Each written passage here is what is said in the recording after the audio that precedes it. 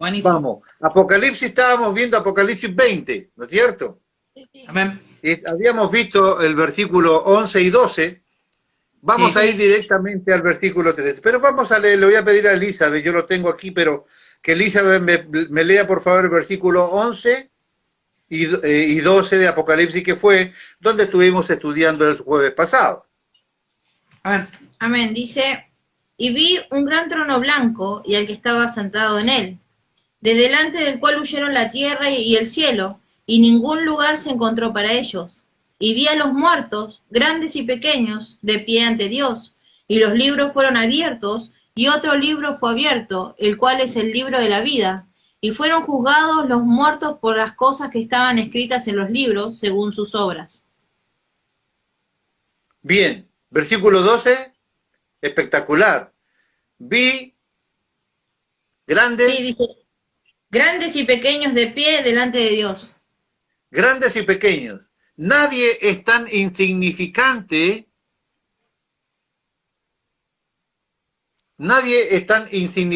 como para zafar de este glorioso juicio, ni nadie es tan poderoso como para no tener esa cita. Alguien preguntaba por allí, en este gran trono blanco, ¿toda la humanidad está presente o no? Sí. Léamelo de vuelta, a ver. Toda la humanidad Dice, está presente.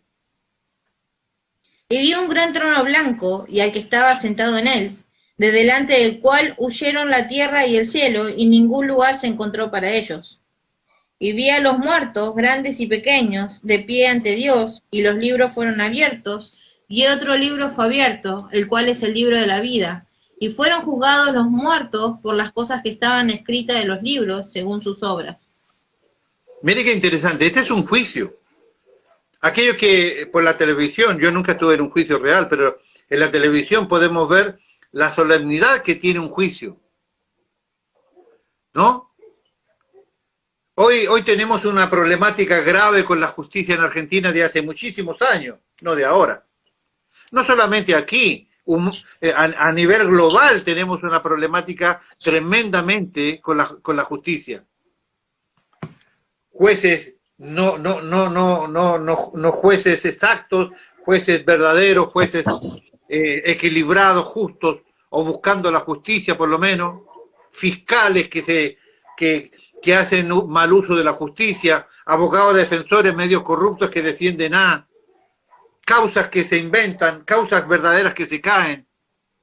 Observen aquí lo magnífico de este juicio. El que está sentado en el trono, tan potente, que dice claramente allí que el cielo y la tierra, o sea, todo el universo, todo lo creado, desapareció delante de los ojos de los que estaban allí. ¿Qué está significando esto? Claramente que nada, absolutamente nada había que importara en ese momento, solo el juicio. Nada podía distraer, nada importaba, nada tenía valor, solo el juicio. El juicio está allí y están por ser juzgadas las personas, cada uno públicamente, por las pruebas. ¿Cuáles son las pruebas? Este juicio está bien sostenido, hay pruebas suficientes, no se caerá, tiene un argumento absolutamente válido los fiscales. ¿Quiénes son en un juicio los fiscales? Los que ayudan a aportar las pruebas. ¿Quién tiene las pruebas aquí? Dios tiene las pruebas. ¿Cuáles son las pruebas? Los libros fueron abiertos, los libros tienen las pruebas, porque ese acusado será juzgado por las pruebas que Dios mostrará, las cuales dice que son sus obras que están escritas en los libros. Yo el otro día le dije, cada uno de los seres humanos tiene su propio libro, tiene su propio rollo con Dios, en donde nosotros cada día podemos escribir nuestra propia sentencia. Piénselo. Este panorama solemne, ¿qué momento más solemne hay en un juicio terrenal cuando le dicen, don Luis, póngase de pie, y el acusado se pone de pie delante de todo el mundo para que el juez te dé el dictamen? ¿Qué momento más solemne? Ninguno. Imagínate allí donde el cielo la Tierra, el universo entero desapareció. Que aquellas personas que vivieron toda su vida pensando en este mundo, guardando plata, robándole a quien podía, no pagando impuestos, etcétera, ¿no? No pagando impuestos, no entregando el dinero que tenía que haber entregado, aquellos que se oponen a lo que nosotros nos importa, se oponen al sostenimiento de las obras. No, yo no, ¿cómo le voy a ir yo a dar el dinero al pastor si apenas puedo con mis cuentas? Aquellas personas que toman la determinación de hacer con los suyos, desapareció el universo entero. Planeta, sol, estrellas, negocios, edificios, dinero, oro, plata, nada, no quedó nada, todo fue desaparecido delante de los ojos de aquel, cuando se sentó el Señor en su trono. ¿Qué es lo que quedó? Dios, los juzgados y los libros para ser juzgados. En esta solemnidad en la que nos encontramos, todos fueron puestos delante de Dios, públicos, desnudos.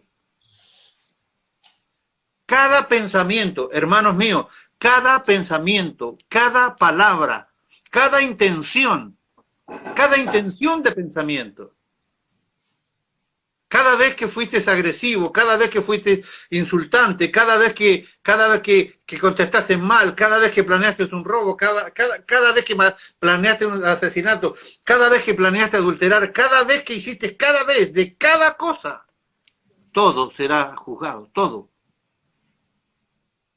Los libros fueron abiertos, toda nuestra historia estará allí en los libros. ¿Por qué hablo en términos generales, aun cuando el trono blanco se refiere a los que no están con Cristo? Pero es que nosotros también tenemos que dar una cuenta al Señor 1000 años antes, pero tenemos que dar la cuenta de cada pensamiento, de cada actitud, de cada comportamiento. Porque no podemos ser cristianos cuando queremos, debemos ser cristianos siempre. Esa es la manera de ser prudente. No podemos hacer lo que nosotros queramos con la palabra y con la ley de Dios. Tenemos que cumplirla siempre. Jesús dijo, yo no he venido a sacar la ley. Él no vino a que nosotros vivamos como queremos. Él vino a cumplirla por nosotros para pagar el precio de nuestros pecados. Por eso yo le enseñé, desde el día que usted acepta a Cristo hasta el día que usted se muere, allí usted va a rendir cuenta. Desde ahí para atrás, Cristo murió por usted. Pero usted tiene que dar cuenta de lo que vivió en el cuerpo, sea bueno o sea malo, desde el día que aceptó a Cristo hasta el día que usted se muera o Cristo venga por usted. Pero todo será tomado en cuenta, públicamente. ¿Por qué no hay un abogado? Porque Jesucristo, que hoy tenemos como abogado a nuestro favor, será el juez. ¿Por qué allí no hay abogado? ¿Se dio cuenta que allí no hay abogado defensor? Es verdad. Porque cada uno de nosotros escribe su propio testamento de lo que ha hecho. Y a la luz de aquel que está sentado en el trono, que lo sabe todo, porque nosotros nos olvidamos de lo que hemos hecho. A veces ni siquiera nos preocupamos de lo que hemos hecho. El ejemplo que yo daba el otro día. Una de las cosas que más fuertemente Dios va a juzgar es el tema que tenga que ver con el templo del Espíritu Santo. Adulterio, fornicación, con quién te desnudaste, dónde lo hiciste, será público.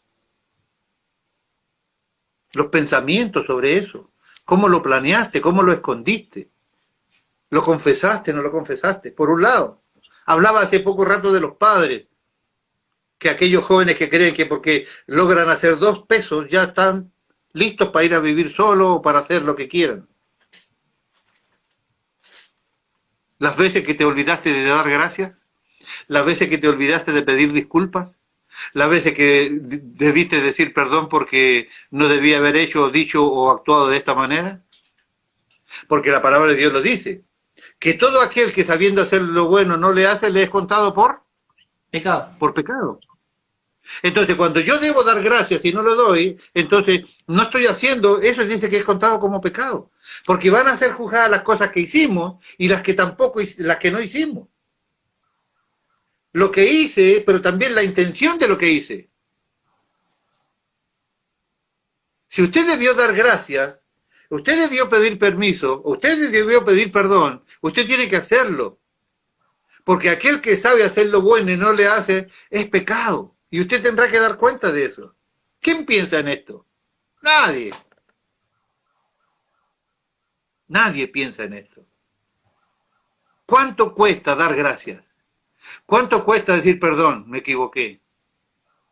¿Cuánto cuesta decir, no, no hay problema, hermano, te perdono? ¿Cuánto cuesta? Nada. Va a depender cómo yo vivo. Hasta allí vamos en la explicación del Apocalipsis. ¿Verdad? Versículo 13. Versículo 13. Y nótese que este no es un análisis versículo por versículo, sino capítulo por capítulo. Sí. ¿Verdad? Bien, espere que me perdí la página. Aquí estamos. Versículo 13. Y el mar entregó los muertos que habían en él, y la muerte y el Hades entregaron los muertos que habían en ellos, y fueron juzgados cada uno según su obra. Cada uno será juzgado por lo que está escrito en los libros. ¿Qué es lo que hace la diferencia entre uno y otro? El libro de la vida. ¿Se dio cuenta? El segundo libro, los libros se refieren a un libro para cada uno de nosotros, allí está toda nuestra historia. Pero después dice, se abrió otro libro, que es el libro de la vida. Este libro de la vida es el que hace la diferencia. Este es el que marca un antes y un después. Es el que dice sí y el que dice no. Porque dice que allí el que no se encontró inscrito en el libro de la vida fue lanzado al lago de fuego.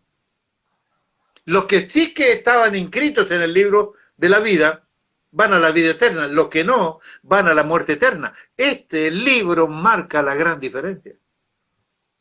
Este es el punto de inflexión en esta situación. Repito, versículo 13, y el mar entregó los muertos que habían en él, y la muerte y el Hades entregaron los muertos que habían en ellos, fueron juzgados cada uno según sus obras. En el tiempo del juicio se dice que el mar devolverá sus muertos. Esto tiene una doble idea, escúcheme. Primero, en el mundo antiguo, el entierro era algo de suma importancia. Si un muerto no era enterrado, su espíritu vagaba sin hogar, no estaba ni en la tierra ni en el cielo, según la creencia de los orientales, fundamentalmente. Es por eso que Jesús esperó 4 días después de la muerte de Lázaro, porque la creencia era que durante ese previo tiempo el espíritu podía volver, estaba dando vueltas por allí. Por eso Jesús tuvo que esperar hasta que la gente entendiera que al 4.º día ya no había manera. Por eso Jesús no fue inmediatamente cuando él sabía que su amigo Lázaro había muerto, por esta creencia. En el mundo antiguo se enterrar era una suma importancia.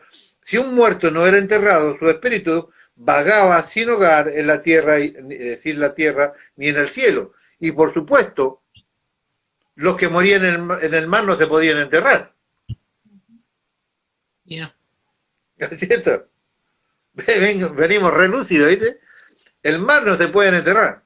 Ahora, nótese qué interesante. Todos los muertos, por lo menos en la antigüedad, no solamente los orientales, se moría alguien arriba de un barco y ¿qué hacían? Lo envolvían en tela, lo ponían en la rampa y lo enterraban en el agua, lo tiraban al agua. Habrá visto Piratas del Caribe. O el barco, ¿no? Bueno, Juan quiere decir que hasta los que estos aparecerán en el día del tribunal. Esto está diciendo Juan.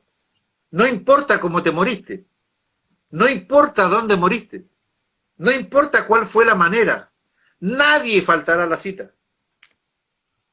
Juan quiere decir que hasta estos aparecerán allí, los enterrados en el mar. Vos fuiste a la montaña y te quedaste allí en una grieta y nadie más se enteró nunca que caíste en esa grieta. Bueno, ese también va a aparecer en el juicio. Segunda idea.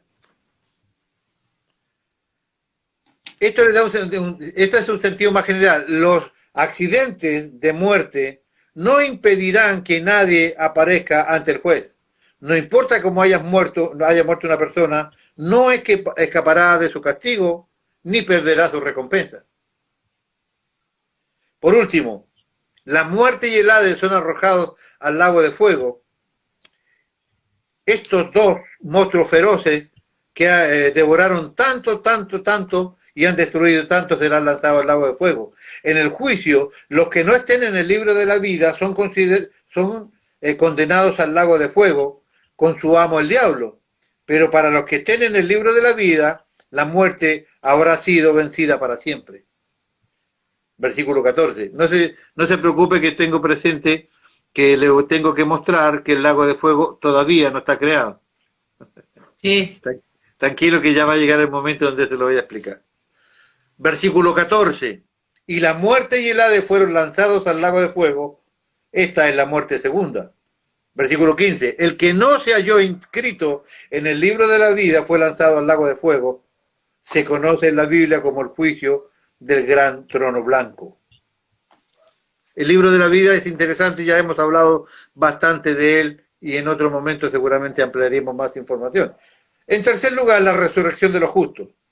La resurrección de los santos, de los cristianos, se llama en la Biblia la primera resurrección. Apocalipsis 20, 4 al 6. Elizabeth, ¿está por ahí? ¿Me lee, por favor?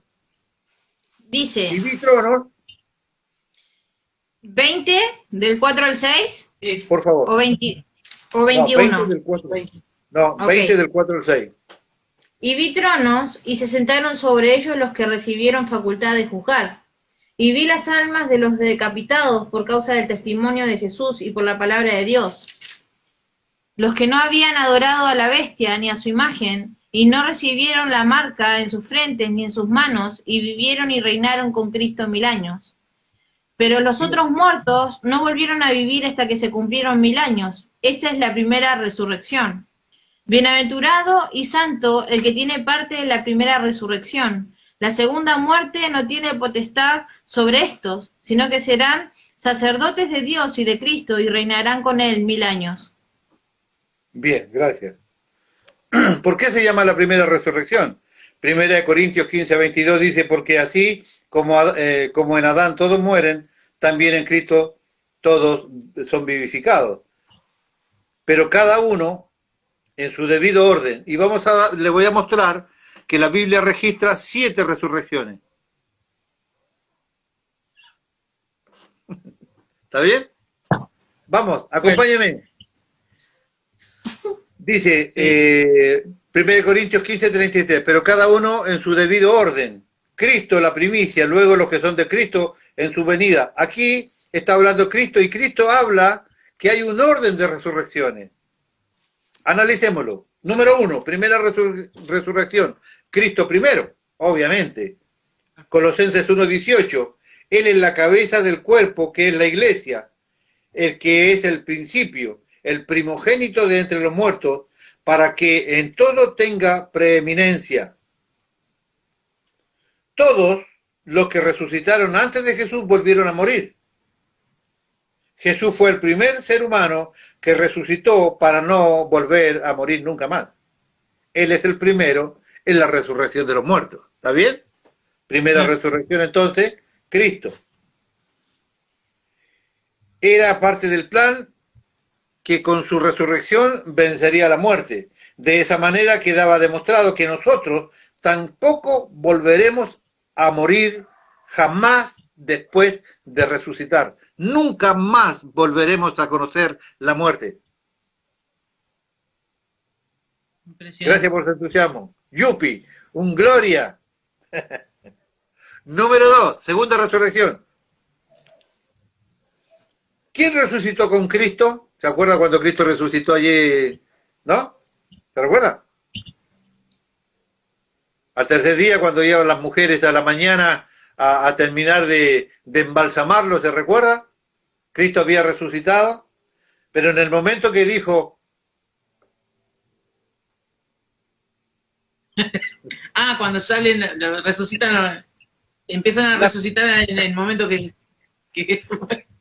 ¿Quién resucitó con Cristo? Las primicias. Las tumbas se abrieron y muchos de los que habían muerto resucitaron. Tal vez entre ellos iba Lázaro, probablemente. Lázaro ya se había ya se había jugado una, ¿no? Después, segunda, y después volver a resucitar con los salvos. Ese es beneficiado. ¿Qué más ves con gato? ¿Te dio cuenta? Lázaro, por ser amigo del jefe, ¿qué tal? Las tumbas se abrieron y muchos de los que habían muerto resucitaron, tal vez entre ellos iba Lázaro también. Hubo cantidad de santos que resucitaron para cumplir con la fiesta de las primicias declarada en Levíticos 23. Yo le vengo diciendo, Dios cumple claramente cada uno de los pasos de ceremonias y de fiestas. ¿Se acuerdan lo que le dije? Septiembre, octubre, de alguna vez, de algún año, de algún siglo. Septiembre, octubre, acuérdese. Repito, hubo cantidad de santos que resucitaron para cumplir con la fiesta de las primicias declarada en Levíticos 23, llamada la fiesta de las primicias. Cuando el pueblo entregaba a los sacerdotes los frutos, entregaba también una gavilla junto con el fruto. Cristo es el fruto y la gavilla debía acompañarlo, que son los que resucitaron juntamente con él. Debía cumplirse esto, por eso es que las tumbas se abrieron en aquel momento. 3, tercera resurrección, versículo 23. Luego, los que son de Cristo, o sea, nosotros, la iglesia en su venida. Tercera resurrección, Cristo primero, los que resucitaron después, la iglesia. Después de nosotros, ¿quién resucitará? Pablito, vamos. Cuarta resurrección. Después de la iglesia vienen los 144.000 del Apocalipsis. Apocalipsis 14. Cuarta resurrección, los 144.000 de la tribulación. Se ven en el cielo alabando en el monte de Sión. Después de ellos, ¿quién resucitará? Quinta resurrección. Los dos profetas. Los dos testigos en el muro de los lamentos, ¿no es cierto? Apocalipsis capítulo 11. Algunos dicen que puede ser Enoc y Elías, otros dicen que puede ser Elías y Moisés. Sí, sí. ¿No? Otros dicen que puede ser... ¿quién más podría ser? Ahora me dice Lázaro y me muero. Yo no creo. Yo creo que no, pero no sé. Ahora dice Lázaro y ¿Te morimos. imaginas? Algunos dicen que puede ser Enoc y Elías, otros dicen que puede ser Elías y Moisés. Quien quiera que sea, ellos se levantarán en Jerusalén en medio de toda esa multitud. Y después de los dos testigos, sexta resurrección. Después viene la resurrección de todos los santos del Antiguo Testamento. Te lo dije el otro día. Termina la gran tribulación y son resucitados los santos del Antiguo Testamento. Toda la historia previa es solamente con la iglesia, solamente con nosotros. La fiesta en el cielo es exclusiva para la iglesia. El tribunal de Cristo, las bodas del Cordero y la coronación y el regreso del Señor para poner el pie en el Monte de los Olivos y que se abra en dos para dar comienzo a la guerra de Armagedón, todo eso es exclusivo de la iglesia. Recién en ese minuto, cuando termine la guerra, resucitarán los santos del Antiguo Testamento. O sea, el rey David no va a tener premio. Va a tener premio en su debido momento, pero no como la iglesia. La tarea que hace la iglesia es 1.000.000 de veces más importante de que todo lo que hizo el rey David. Qué barbaridad. Piense, Jesús lo dijo. ¿Quién es el más importante que Juan el Bautista? No ha habido ningún profeta como este, pero cualquiera... Es mayor ¿Qué que... más? Es Cualquiera mucho que se humille, cualquiera que sea útil, cualquiera que sirva a Cristo, es más mayor que él. ¿Correcto? Juan el Bautista fue el precursor de Cristo. Y sin embargo, cualquiera de nosotros que se rinde a Cristo y puede servirle con corazón genuino, dice el Señor Jesucristo que se vuelve mayor que Juan el Bautista. Espectacular. La iglesia conforma un papel pero preponderante. Cristo no eligió como esposa espiritual a los antiguos a los santos del Antiguo Testamento. Creó en este mundo una iglesia conformada por cristianos y seculares, por cristianos y gentiles, nos llamó, murió por nosotros para que nos convirtamos en esto, en el centro de toda esta historia, junto con Cristo. Maravilloso. Ahora dígame, a la luz de solo este comentario, a la luz de solo lo que hemos visto, ¿vale la pena servir de manera mediocre a este Dios? ¿Se merece Él que yo haga las cosas de malas ganas? ¿Se merece que congregue a veces? ¿Se merece que yo, para poder mantener las puertas de las iglesias abiertas y progresar con los ministerios y evangelizar a este mundo, dé mi diezmo cuando me sobra o cuando no tengo cuentas que pagar personales? ¿Se merece que hagamos eso? ¿Se merece que yo no tenga la capacidad de atender a mis hermanos de la iglesia viendo que les falta un mensajito, una palabra de aliento o estando a su lado cuando lloran? ¿Se merece que nosotros de verdad los sirvamos de manera mediocre con todo lo que significa que vamos entendiendo? Que nuestro servicio puede ser para Él más significativo que el trabajo que hizo el propio Juan el Bautista, que murió decapitado por solo ser el precursor de Él. Nosotros podemos hacer eso. ¿Y se merece este Señor que nosotros le sirvamos de manera mediocre? Que un pastor pueda estar ahí metido en su casa sin preocuparse del resto de las personas, escondido en esta gran excusa llamada pandemia. No estoy diciendo que tienen que salir a arriesgarse, pero tenés teléfono, pero tenés posibilidad de mandar a un hermano con una bolsa de mercadería al que está pasando hambre, pero tenés la posibilidad de mandarle una palabra de Dios para que ese se alimente. Te respondan o no te respondan. Tenés la posibilidad de alimentar y cuidar espiritualmente, pidiendo oración, hermanos, como hacemos nosotros en nuestras redes sociales. Hermanos, si usted tiene motivo de oración, délo. Tenemos una lista así de oración que cada día cumplimos. Pastores, líderes, que no tienen ni idea lo que le pasa a gente de su grupo. No son capaces de pedirle. ¿Se parece que esa es la manera de servir a este Cristo? No preocupando ni siquiera de tus ovejas, o ni siquiera de tus hermanos, ni siquiera de la grey que fue puesta en tus manos. ¿Te puedes llamar verdadero cristiano si solamente te vivís pendiente de tus cosas? Como siempre suelo decir, vos cuidás tu jardín y tu camioneta. ¿Vale la pena a este Cristo servirle de esa manera? ¿Vale la pena romperse las pestañas estudiando la palabra de Dios? 1000 veces sí, porque los que enseñamos dice que brillaremos como luz a perpetua eternidad. Claro que vale la pena servir a ese Señor, porque por lo que Él hizo por mí, y lo que preparó para mí, y donde me pone como estandarte principal, como elemento absolutamente de confianza en el cielo, Él no se merece que yo viva una vida mediocre como evangélico, si es que me llamo evangélico. No te puedes acordar del Señor solamente cuando no tenías trabajo y pedías trabajo.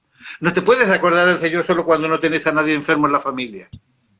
Te tenés que acordar del Señor siempre y ponerlo en el sentido de las prioridades de tu vida. Esto es Apocalipsis también. No es solamente saber quién es quién y cómo va a ser la muerte de los otros, porque lo que nosotros pensamos es, esta es la muerte de estos, hay un juicio para mí también.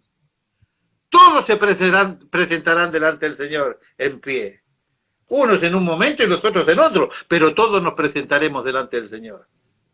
Donde no hay juez, porque no hay sentido que haya un abogado defensor, porque la verdad queda expuesta ante la verdad. Jesucristo es la verdad.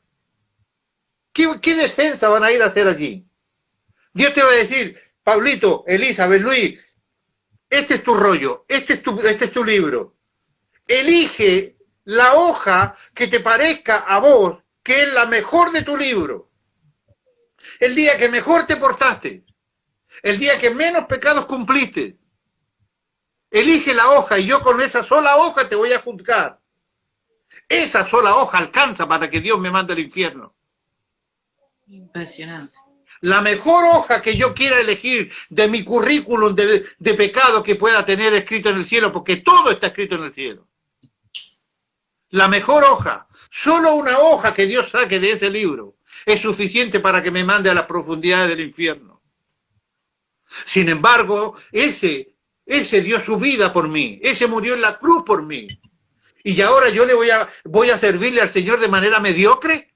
Ahora en pago le voy a servir de manera cuando me sobra el tiempo, cuando no estoy tan cansado.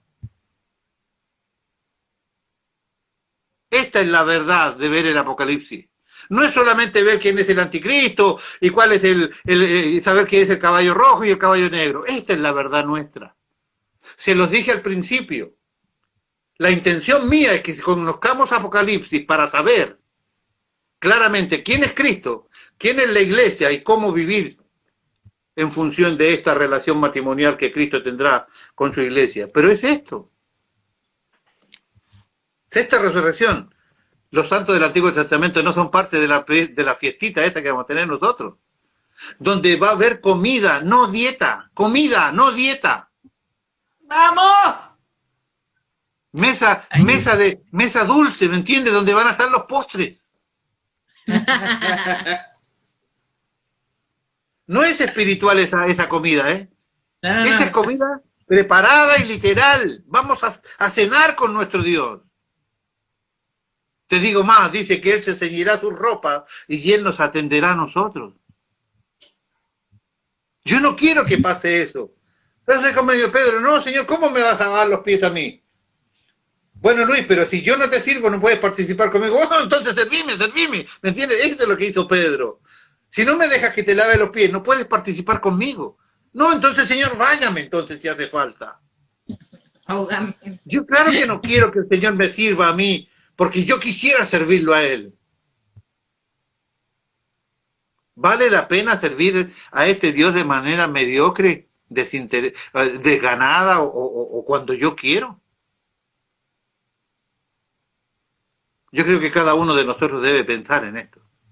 Usted dijo algo importante al principio. ¿Qué tenemos sagrado nosotros? ¿Qué tenemos como cosa sagrada? Servir a Dios es una cosa sagrada.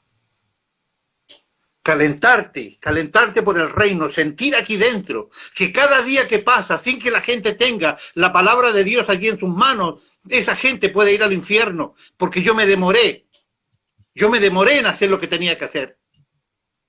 ¿Sabe cómo se llama eso? Eso se llama pasión santa. Esa es la ira que tenía el Señor Jesucristo cuando estaba en el templo, limpiando el templo. Cada día muere gente sin Cristo.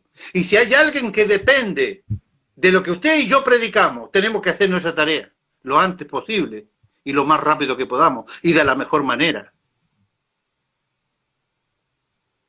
La gente no quiere ir a las reuniones, la gente no quiere ir a la iglesia. La gente se mete en su mundo y no le importa. No les importa la fe, no les importa la espiritualidad. ¿Por qué yo valoro tanto y soy siempre una exponente de mi gratitud y de mi reconocimiento, por ejemplo, con el grupo de música que nosotros tenemos? No sé quién es el más viejo de ahí. Maxi. Maxi puede ser que sea el más veterano. Pues, pero tiene la mitad o menos de la mitad de la edad que yo tengo. ¿Cuántos años tiene Franquito? 22. 22 años, y es el líder de la música. ¿Cuánto tiene Barbie, que es la que nos sacude, nos enseña todo el tiempo? 15, 16. ¿Cómo no vamos a exaltar a esa gente? ¿Cómo no voy a exaltar cuando yo sé que ustedes vienen corriendo medio bañarse para poder hacer la tarea?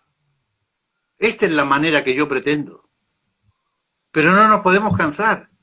Hermanos míos y amados, de estar firmes y constantes, creciendo en la obra del Señor, siempre sabiendo que vuestro trabajo en el Señor no es en vano, dice la palabra.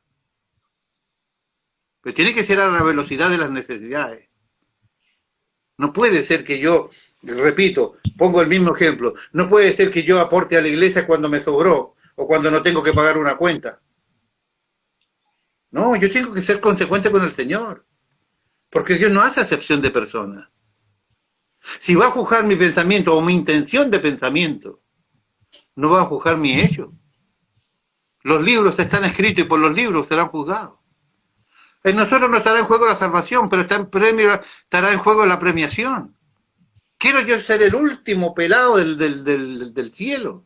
No, si Dios me está dando la oportunidad que yo haga tesoros en el cielo aquí, sirviéndole a Él en la tierra. ¿Por qué tengo que esperar que alguien venga a robarme la corona del pastoreo, la corona de la enseñanza, la corona de socorrer, la corona de hacer evangelismo, la corona que sea? ¿Por qué yo he de esperar que me la quiten? Pablo dijo, cuídate que nadie quite tu corona. Si yo no predico, alguien predicará. Si yo no enseño, alguien enseñará. Pero repito lo que dije hace un minutito. ¿Vale? Entendiendo solo esto, ¿vale la pena servir a este Dios de manera mediocre? ¿Vale la pena no ir nunca a la iglesia cuando tenés conocimiento de Dios? Cuando Dios te mostró por mucho tiempo su amor y su misericordia. ¿Te alcanza con escuchar un mensaje a través de las redes sociales? ¿O cuando ahora en la iglesia tenés que volar corriendo a humillarte delante del Señor? A darle gloria, a darle honra por lo que corresponde. Es que al levantar los brazos y gritar, no está en mi personalidad. Hay algunos que se imaginan que en el cielo hay uno tocando el piano, plin, plin, plin, ¿no? Y que todos andan, como no hacen ruido porque no vamos a tener zapatos, ¿para qué zapatos? ¿No? Y van así, y que yo voy con vos pasando por ahí, que nadie, es un lugar de sacro, silencio y música ambiental, todo así nomás. El cielo es un lugar de ruido. Si la palabra de Dios dice que los 24 ancianos y los 4 seres vivientes decían, santo, santo, santo, y millones y millones y millones de ángeles dice, digno es el Cordero de abrir los sellos, millones de ángeles alabando y glorificando el nombre de Dios. ¿Dónde está el silencio? Millones y millones de ángeles dándole gloria a Cristo. ¿Dónde está el silencio? ¿Dónde está el silencio? ¿Acaso no le vamos a ir a dar gloria a nosotros como iglesia y a gritar en el cielo de gratitud para este Dios? Ay, no va con mi personalidad. El infierno va con tu personalidad. Yo prefiero que Dios me cambie la personalidad y le pueda dar gloria ahora. Le pueda dar gloria, que yo pueda reír, que yo pueda ser feliz, que yo pueda entregarle lo mejor al Señor de mi vida. Eso es esto. Continúo mejor. Mejor continúo. Séptima resurrección. La sexta era, recuérdese, los últimos, los santos del Antiguo Testamento resucitarán bien. Termina la gran tribulación, resucitan los santos del Antiguo Testamento. Esto es importante que cada uno de ustedes sepa el orden de los acontecimientos de la palabra de Dios. Séptimo y por último, después del milenio queda la de los malos, la resurrección de todos aquellos que rechazaron a Cristo como Señor y Salvador. Eso se presenta ante Dios, donde todos nosotros seremos los... ¿Quiénes ayudan a hacer? ¿Quiénes ayudan al juez a la ejecución del veredicto? ¿Quiénes son los que le asesoran al juez para que el juez dé el dictamen? Los fiscales. ¿Estoy correcto en esto? Sí. Pregunto, ¿verdad? Sí, los fiscales son los que preparan la causa, juntan las pruebas, se las presentan al juez, el juez lee. Bueno, allí en Apocalipsis 20, del 4 al 6, dice que aquellos que fuimos salvados, me gustaría si lo lee, por favor, si está ahí el anuncio, no sé vos. Okay, del 4 al 6 dice dónde estamos nosotros. En el 4 al 6 dice claramente dónde estamos nosotros. Porque todos los perdidos están delante del trono de Dios. Desapareció el cielo y el universo. La tierra y todo desapareció delante de sus ojos. Todos están allí desnudos, los que van a ser enjuiciados. Pero nosotros también estamos allí. Mire, léame por favor el 4, 5, 6. A ver. Y vi tronos y se sentaron sobre ellos los que recibieron facultad de juzgar. Y vi las almas de los decapitados por causa del testimonio de Jesús y por la palabra de Dios, los que no habían adorado a la bestia ni a su imagen, y que no recibieron la marca en sus frentes ni en sus manos, y vivieron reinando con Cristo 1000 años. Pero los muertos no volvieron... 5. Pero los muertos... Perdón. ¿Y ahí en el 4 quiénes son? Los mártires de Cristo, los que no se dejaron marcar en la gran tribulación y los que habíamos sido parte de la primera resurrección. Esa es la iglesia. El versículo 4 somos nosotros, los fiscales que le ayudamos al Señor, porque dice, vi tronos y se sentaron en ellos los que son, ¿qué? Ayudan a hacer el juicio. Esa es la iglesia de Cristo. Ahí estamos nosotros en el versículo 4. Por eso en el versículo para adelante no nos podemos identificar con los otros. 11, 12, 13, 14 y 15 habla del trono blanco donde están los otros, los perdidos, los que no tenían a Cristo. Pero nosotros somos los que estamos allí porque somos un pueblo de reyes y sacerdotes. Estamos allí siendo fiscales para ayudar al Señor en el juicio del gran trono blanco. Eso somos nosotros. Ellos se presentarán ante Dios, donde todos nosotros seremos los fiscales, y Dios les mandará al lago de fuego. Ese será el momento donde Dios mostrará que Él nunca mandó a nadie al infierno, sino que ellos eligieron ir allí. Porque cuando llegue el momento, cuando se abran mis libros, quiero identificarme como, para no ser gravoso con nadie, cuando se abra el libro del acusado, y se lea todo, porque no es que con una hoja alcanza para mandarse al infierno, aún se va a analizar todo el libro. No importa si con la primera reseña de la primera hoja alcanza para mandarlo al infierno, se va a revisar de igual manera todo el libro completo de cada una de las personas. No te olvides que en ese lugar no hay tiempo, no hay apuro. No hay apuro. Allí será juzgado todo el libro por completo de lo que hayamos hecho en la tierra. Siempre. Todo el tiempo. Ese será el momento donde Dios mostrará que Él nunca mandó a nadie al infierno, sino que ellos solo eligieron ir allí. ¿Está bien? ¿Qué hora es, por favor? ¿5 minutos? Bien. ¿Qué sucederá cuando morimos? Para poder entender cómo se lleva a cabo esa reunión del cuerpo, el alma y el espíritu, en el arrebatamiento tenemos que comprender lo que la muerte física le hace al cuerpo, al alma y al espíritu. ¿Qué sucede cuando un cristiano se muere? Lo primero que tenemos que analizar, lo que ya seguramente sabemos, la palabra muerte en la Biblia no significa dejar de existir. Tampoco significa aniquilación. La palabra muerte significa separación, esto lo sabemos, pero quizás hay alguna persona nueva por allí que necesita aprender esto.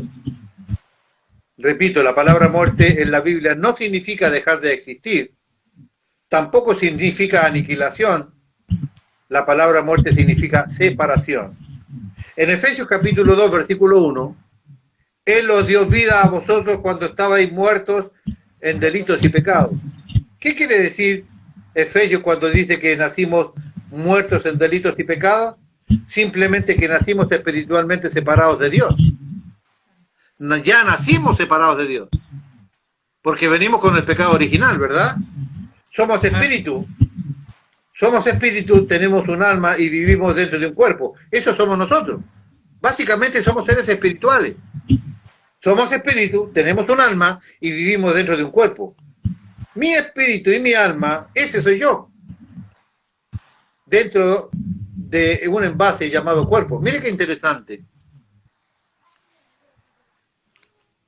Ya sea que me quemen, ya sea que me metan en el agujero, tarde o temprano, si me meten en el agujero, los gusanos se van a comer todo este cuerpecito. ¿Cierto? Y dentro de este cuerpecito también se van a comer el cerebrito, ¿verdad?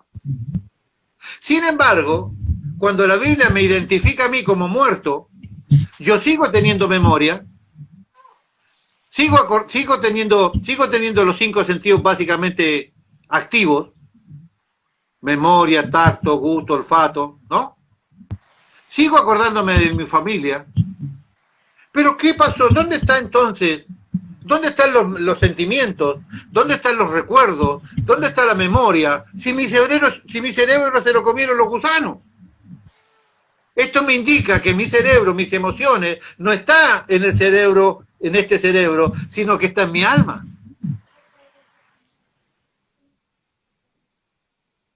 Porque si estuviese en el cerebro y se le comen los gusanos a ese cerebro, debería haber desaparecido todo recuerdo, sentimiento, todo lo que yo ya sé, debería haber desaparecido. ¿Por qué no desaparece? Porque no está en el cerebro. Mis sentimientos, mis emociones, mis recuerdos, por nombrar algo, están en mi alma. Mi espíritu y mi alma, ese soy yo. Están dentro, en un envase llamado cuerpo. Ese envase es temporal. Este sujeto está sujeto a la corrupción, se desgasta a través de los años. Mire qué simple este círculo que yo hice. Vivimos este círculo. Nacimos chiquitos, dependiendo de otros, sin dientes, sin poder caminar, sin pelo y con pañales. ¿Verdad? Sí, sí, sí. Nacimos chiquitos, dependiendo de otros, sin dientes, sin poder caminar, sin pelo y sin pañales. Morimos, Chiquito. siendo cada vez más chiquitos, dependiendo de otros, sin dientes, sin poder caminar, sin pelo y con pañales. Y dependiendo de otro. Sí, está acá, lo dije, chiquito, dependiendo de otros, sin dientes, sin poder caminar, sin pelos y con pañales. Como nacimos, morimos. Pero este es el proceso del cuerpo, porque el alma y el espíritu, con la palabra de Dios, va cada día en crecimiento, haciéndose cada día más vigoroso y más fuerte. Porque usted va a seguir aprendiendo en el cielo. Usted va a seguir conociendo. 1 Corintios 3 te dice claramente que cuando venga lo perfecto, lo que es en parte se acabará, y conoceré como fui conocido. Dios te conoce plenamente, usted conocerá plenamente. Eso dice 1 Corintios 13. Conoceré como fui conocido. Yo conoceré todas las cosas de manera perfecta. Impresionante. Este es el proceso del cuerpo, porque el alma y el espíritu con la palabra de Dios va creciendo y haciéndose cada día más vigoroso y más fuerte. Cuando Adán y Eva pecaron, el espíritu se apagó y se separó de Dios. ¿Ya está? Donde desde Adán hasta nuestros días nacemos muy parecidos a los animales. Muy parecidos a los animales. El animal tiene cuerpo y alma, no tiene espíritu. Nosotros tenemos cuerpo, alma y espíritu, pero nuestro espíritu está anulado. O sea que nosotros nacemos básicamente con cuerpo y funcionando el alma. Una bestia. Una bestia peluda. Mire qué interesante. Ahora, desde Adán hasta nosotros nacemos muy parecidos a los animales, con un espíritu que está muerto, con un alma activa dentro de un cuerpo. ¿No me cree? Mire qué interesante. Jesús y Nicodemo. ¿Qué le dijo? Debes Nacer de nuevo. Debe nacer de nuevo. ¿Con qué se presentó Nicodemo delante de Jesús? Con lo que tenía, con cuerpo y alma.